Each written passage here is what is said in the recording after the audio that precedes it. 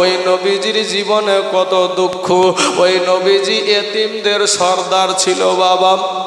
6 মাসের পেটে যখন তাকে আমার নবীজির আব্বা জান দুনিয়া ছেড়ে চলে গেছে, 6 বছরের যখন বয়স তখন মা হারায়া গেল বাবা গো। যখন হালেমার বাড়ি থেকে আমার নবীজির মা কাছে যখন আমার নবীজি আসলেন, 1 দিন 2 দিন করতে করতে বাবা আমেনার কাছে থাকতে থাকতে নবী আমার খেলার মাঠে যেত রে বাবা। খেলার মাঠে যেত, মক্কা শহরে খেলার মাঠে ছেলেরা খেলাধুলা করত, কিন্তু আমার নবীজি বাবা গো বসে বসে দেখতে থাকতো। এবার বাবা যখন মাগরিবের টাইম হয়ে যেত, সন্ধ্যা লেগে যেত, এমন সময়তে ওই মক্কা দেশের প্রত্যেকটা ছেলের প্রত্যেকটা সন্তানের বাবা এসে তাদেরকে কোলে করে বাড়িতে নিয়ে যেত। আমার নবীজি আমার এতিম নবী, আমার দয়ার নবী, মায়ার নবী, উনি বাবা চিন্তা করত যে এরা খেলাধুলা করছিল ঠিকই, কিন্তু এই সন্ধ্যা টাইমে মুখ আঁধারি টাইমে এরা কারা এদেরকে নিয়ে যায়। 1-2 করতে করতে বাবা 1 দিন দেখলো, 2 দিন দেখলো, হঠাৎ একদিন বাবা এবার জিজ্ঞাসা করছে, হঠাৎ একদিন বলছে যে ও মক্কার ছেলেরা রে, তোমাদেরকে যে মাগরিবের আগে অর্থাৎ সন্ধ্যার আগে যখন নিয়ে যায়, যখন যারা নিয়ে যায় এরা কারা গো? ওই মক্কার ছেলেগুলা বলেছিল, মুহাম্মদ তুমি জানো না এরা হইল আমার জন্মদাতা বাবা, এরা হইল আমার জন্মদাতা পিতা। আমার নবী আপনার নবী মুখখানা ছোট করে বলছে, ওরে মক্কার ছেলেরা রে, তোমরা কি বলতে পারো গো আমার আব্বা কেন আমাকে নিতে আসে না? আমার আব্বা কেন আমাকে কোলে নেয় না?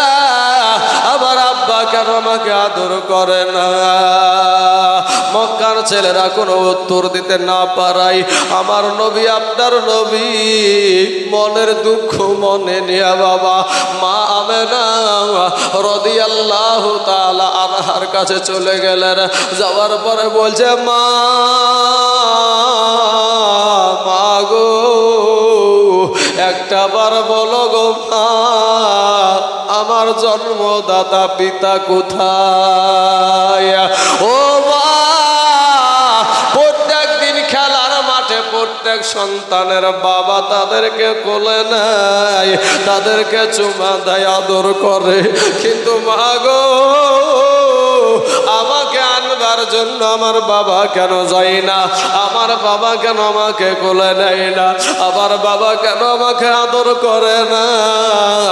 মা আমেনা কোনো কথা বলতে পারে নাই বাবা, কারণ যেমন বলবে তোমার আব্বা এই দুনিয়ার জমিনে নাই, আমার নবীর মনে কষ্ট পাবে, এর কারণে মা আমেনা নিজের সন্তানকে কষ্ট দিতে রাজি না। বলে, বাবা গো ও বেটা শোনো, আমি তোমার আব্বার কাছে আমি নিয়ে যাব, আমি তোমার আব্বার কাছে আমি নিয়ে যাব। বলে, না মানা, আগামী কালকে যদি খেলার মাঠে আমি যাব, যদি আমার আব্বা না যায়, আমার আব্বা যদি আমাকে আনতে না যায়, আমি তাহলে আর বাড়ি ফিরবো না। বাবা গো, পরের দিন যখন নবী আমার খেলার মাঠে চলে গেছে, একা করতে করতে ভাই সবার বাবা এসে সন্তান নিয়ে চলে গেছে, কিন্তু আমার নবীজির আব্বা তো নাই, কে নিয়ে যাবে রে বাবা? কে একটু আদর করবে? নবী আবার 2 গালে হাত দিয়ে বাবা 2 চোখের বাড়ি ছেড়ে কাঁদবে আর বলে, আল্লাহ গো আমার আব্বা কেন আসে না? আমার আব্বা কেন আমাকে কোলে নেয় না? আমার আব্বা কেন আমাকে একটু আদর করে না? সন্ধ্যা লেগে গেছে, আধার হয়ে গেছে, মা আমেনা চিন্তা করছে আমার বেটা কেন এখন আসে না, আমার বেটা কেন এখন আসে না। এবার বাবাজি হিন্দি মেন টাইমে মা আমেনা ঘরের বাইর হইয়া মক্কার ছেলেদেরকে বলে, হে মক্কার ছেলেরা রে, তোমরা কি আমার বেটাকে দেখেছো নাকি? আমার বেটাকে তোমরা দেখেছো নাকি? বলে তোমার বেটাকে জানি না, তবে ওই খেলার মাঠে একজন গালে হাত দিয়ে পাথরের উপরে বসে আছে। আমার বাবারা দৌড়াতে দৌড়াতে ওখানে গিয়া দেখছে বাবা আমার নূর নবী, আমার এতিম নবী, আমার মায়ার নবী বাবা ওই জায়গাতে বসা আছে। আমার মা আমেনাকে দেখে বলছে, মা গো মা, আমার আব্বা কেন আসলো না? তুমি কেন আসলা গো মা? আমি আব্বাকে দেখবো, আমি আব্বাকে আব্বা বলে ডাকবো, আমার আব্বা কেন আসে না? বাল্যকালে এ মা বাপ যা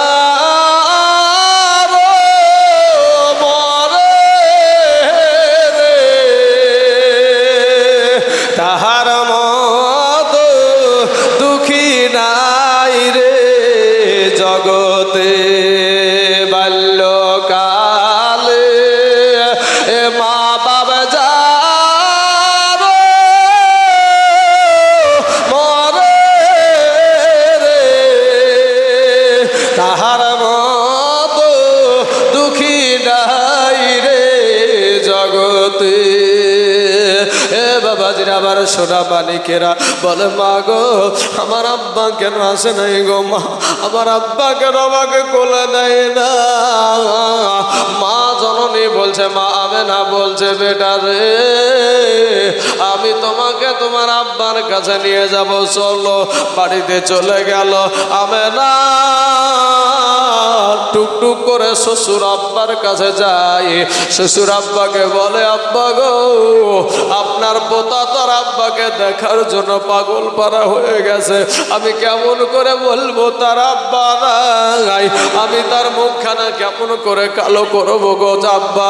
আব্বা গো আপনি একটা বার আমাকে হুকুম দেন, আমি এখান থেকে একবার মদিনাতে আমার বাবার বাড়ি আব্দুল ওহাব জোহরির বাড়ি থেকে ঘুরে আসি। যদি এখান থেকে জায়গাটা পরিবর্তন করি তাহলে হয়তো আমার বেটার মনের ব্যথাটা ঘুচে যাবে। এবার হযরত আব্দুল মুতাল্লিব আমার দয়ার নবীজির দাদা বলল, আমেনা গো ওরে বেটি আমেনা, বেটি রে যাবি যা, তবে বেটি বেশি দিন বেটি থাকিস না রে বেটি। আমি আব্দুল মুতাল্লিব বুড়া, আমি বুড়া আব্দুল মুতাল্লিব, বেটির আমার ছোট বেটা আব্দুল্লাহকে হারায়া আমি তোর মুখখানা দেখে আমি সাবুর দিয়ে থাকি রে বেটি, বেশি দেরি করিস না। তবে বেটি রে এতটা পথ তুই চলে যাবি বেটি, তোর সাথে তো কোনো পুরুষ মানুষ দেওয়া যাবে না, মানুষে আনাগোনা করবে। তবে বেটি রে তো একটা ওই দাসী একটা বান্দি ছিল যার নাম ছিল উম্মে আইমান, ওই উম্মে আইমানকে সঙ্গে করে নিয়ে যা।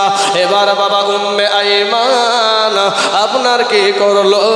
মা আমেনার সাথে সঙ্গের সাথী হয়ে গেল।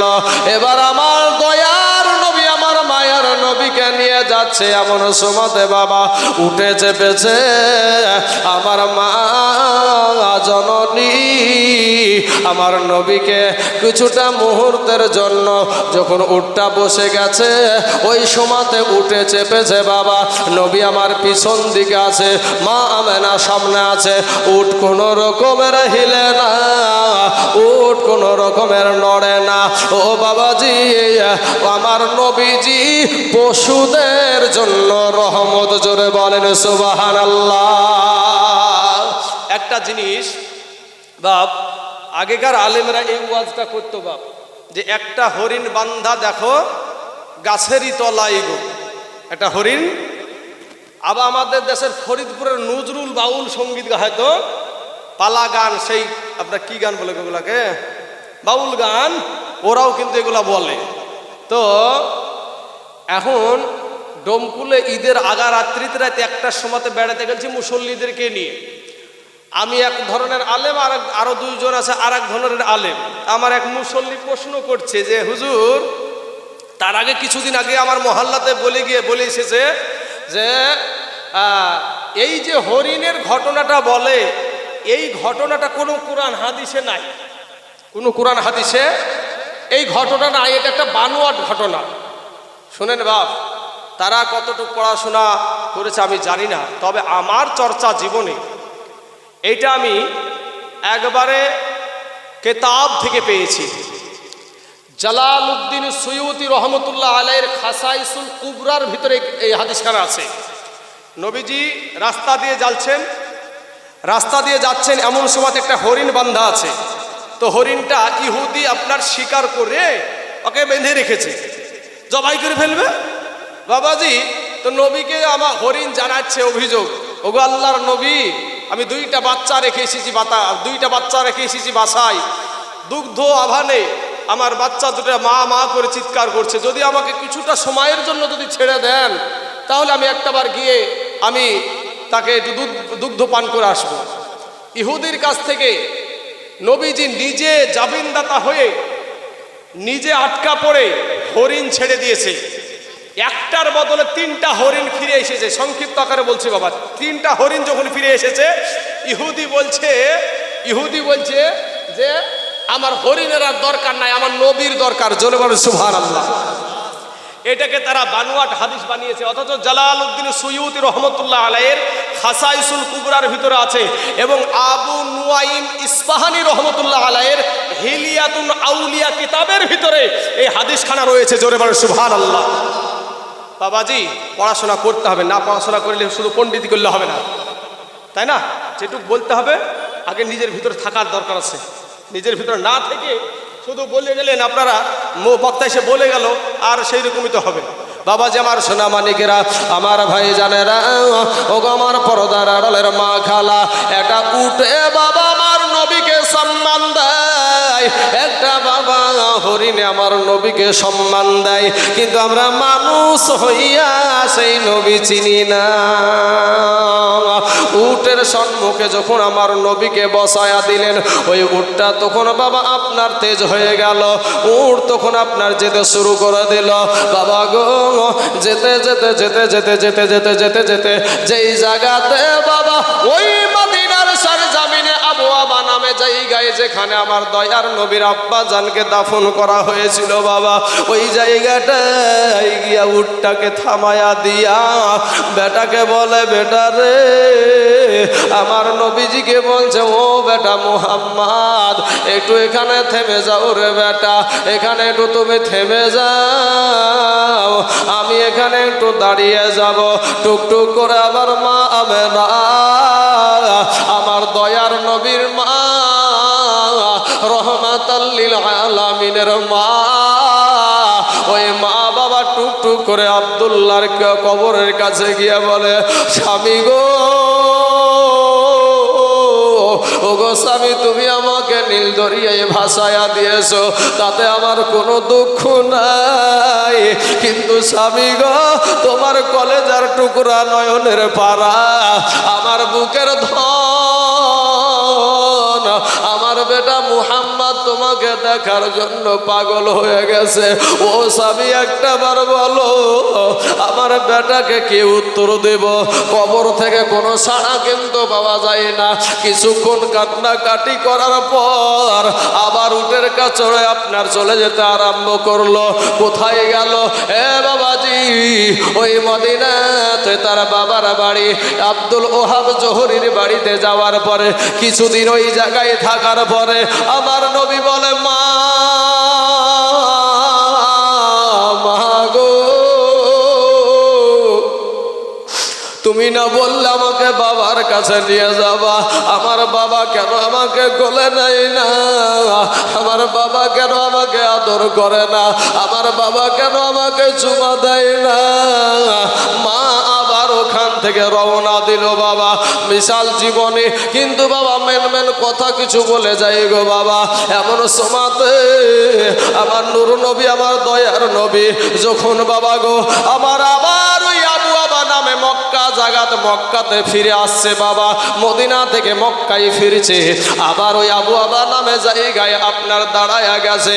দাঁড়িয়ে গিয়ে বলে, বেটা আব্দুল, বেটা মুহাম্মদ রে, ও বেটা মুহাম্মদ শোন, একটা বার শোন, এই জায়গায় একটু দাঁড়িয়ে যা, আমি একটা বার ওখানে গিয়ে একটু আসছি আমি বলে চলে গিয়ে বলছে, স্বামী গো, ও গো স্বামী, আমার বেটাকে আমি কি বলে আমি তার মুখখানা কালো করব, আমার বেটাকে আমি কি করে দুঃখ দিব গো স্বামী, একটা বার আমার স্বামী বলেন গো। এই বাবু বাবা কান্না করছে স্বামীর কবরে, এই দিকে আমার দয়ার নবী, আমার রহমাতাল লিল আলামিন, আমার এতিম নবী বাবা ওই উম্মে আইমানকে ডাক দিয়ে বলে, উম্মে আইমান গো, আপনি একটা বার বলেন তো, আমার মা যাবার সময় ওই জায়গায় দাঁড়ালো, আবার আসার সময়তে ওই জায়গায় দাঁড়াচ্ছে, বলো গো ওই জায়গাতে কে শুয়ে আছে, ওই জায়গাতে কে শুয়ে আরাম করছে গো। উম্মে আইমান কিন্তু বলতে পারছে না, বেটা মুহাম্মদ রে, ওই জায়গাতে তোমার আব্বা শুয়ে আছে, এটা বলতে পারে না। আমার নবী বাপের ব্যথায় ব্যথি হইয়া বাবা গো বারবার জিজ্ঞাসা করে, কোনো মুখ খুলে না। তখন ডাক দিয়া বলে, উম্মে আইমান গো, আমাকে আর বলা লাগবে না, আমি বুঝে গেছি এই দুনিয়ার জমিনে আমার আব্বা জান নাই, ওই জায়গাতে আমার জন্মদাতা পিতা ওখানে শুয়ে আছে। তবে উম্মে আইমান গো, এখানে একটু দাঁড়িয়ে যাও, আমার বাবার কবরখানা একটু জিয়ারত করে আসি, জোরে বলেন সুবহানাল্লাহ। বাবা গো টুক টুক টুক টুক করে এবার যেতে আরম্ভ করেছে।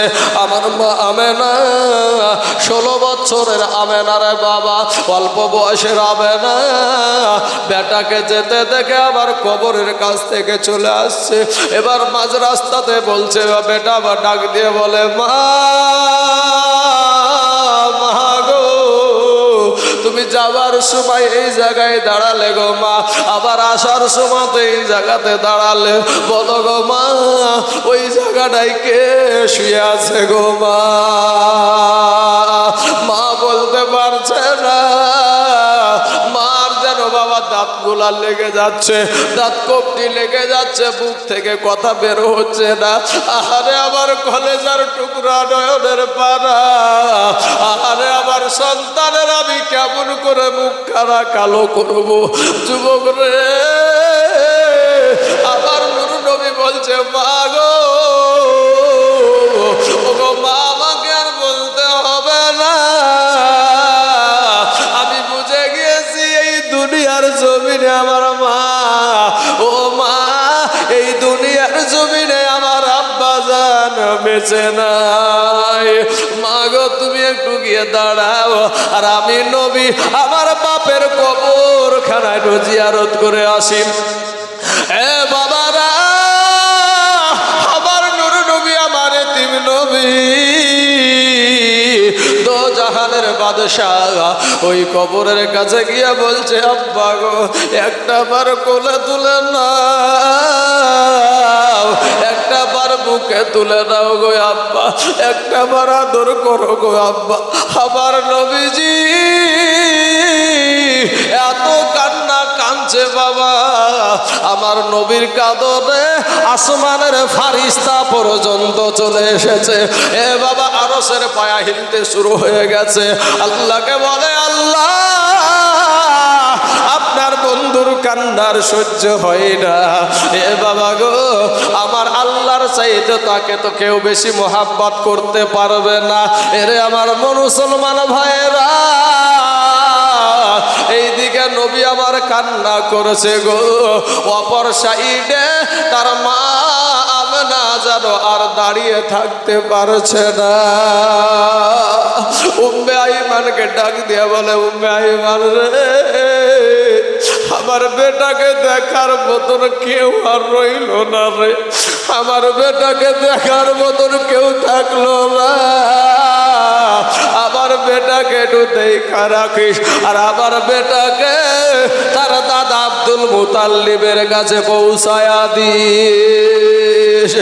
বাবা গো, এই করতে করতে বাবা মা আমেনার দেহ থেকে প্রাণ পাখিটা বিয়োগ হয়ে গেছে। এমন সময়তে উম্মে আইমান টুকটুক করে গিয়ে আমার নবীকে বলছেন, ও বেটা মুহাম্মদ, চলো তোমার মা কে জানো যে বিছানায়, কে জানো জমিনে শুয়ে গেছে আর উঠে নাই। আমার নবীজি দৌড়ে এসে বাবা গো মা জননীর নাকে হাত দেয়, মা জননীর নাকে মুখে কোনো নিঃশ্বাস নাই, ডাক দেয় মা, মা গো একটা বার উঠো গো মা, একটা বার বেটা বলে ডাকো, একটা বার মুহাম্মদ বলে ডাকো। ও গো মা, একবারের বেশি দুইবার ডাক দিতে হয় না গো মা। মা গো, আজ কেন বারবার ডাকি তুমি উত্তর দাও না? এ বাবা উম্মে আইমান বলছে, বেটা রে, ও বেটা মুহাম্মদ, তোমার মা জননী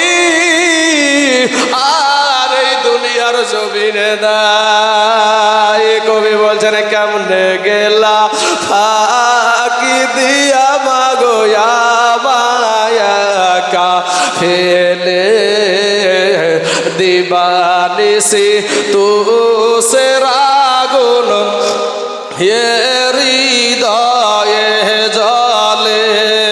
কেমনে গেলা ফাঁকি দিয়া মাগো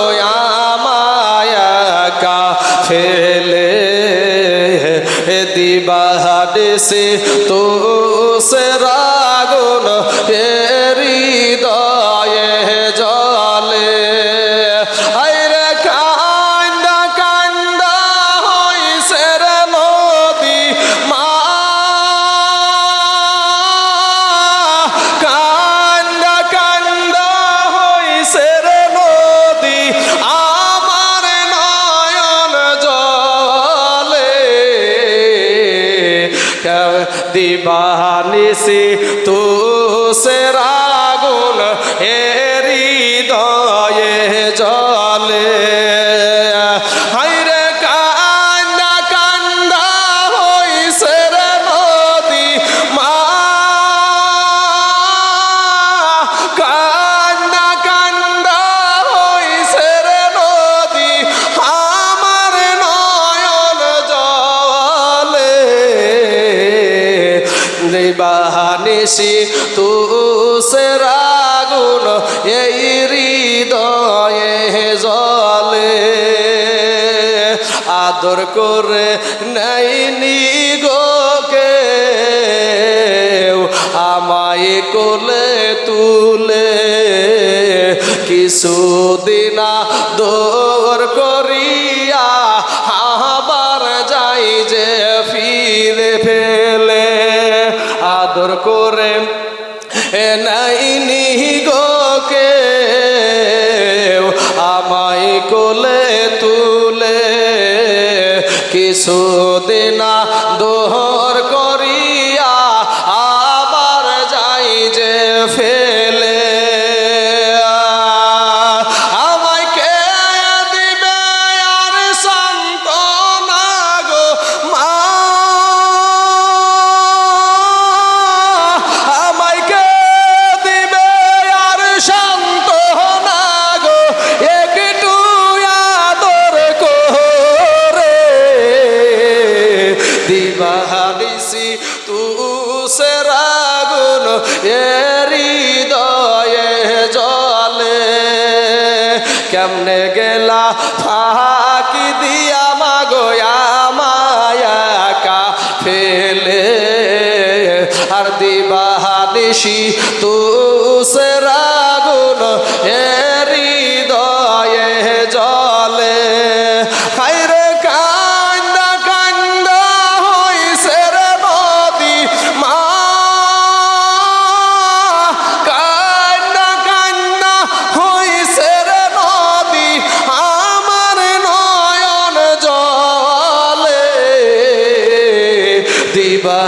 নিশি তুষের আগুন এ হৃদয়ে জ্বলে। যুবক ভাই, মা জননী আছে গজার এই ধরনীর তরে, সেই মাকে করিও যতন অতি আদর করে। মা জননী আছে গজার এই ধরনীর তরে, সেই মাকে করিও যতন অতি আদর করে। তোমরা ভুইল না গো মা জননী, মা তোমরা ভুইল না গো মা জননী, রাইখো যতন করে। দিবানিশি তুষের আগুন এ হৃদয়ে জ্বলে। শুনে জানা যে রাতের বেলা মা আমার দয়ার নবী, আমার এতিম নবীজির মা দুনিয়ার জমিন থেকে বাবা এহ জগৎ থেকে আপনার দুনিয়া থেকে বিদায় নিয়ে নিয়েছে। আষাঢ় খেয়ে বাবা জমিনে পড়ে গেছে। আমার নবীজি আষাঢ় খেয়ে মায়ের লেসের ওপরে পড়ে মাকে ডাক দেয়, মা গো ওগো মা, একটা বার বেটা বলে ডাকো গো মা, একটা বার বেটা বলে ডাকো।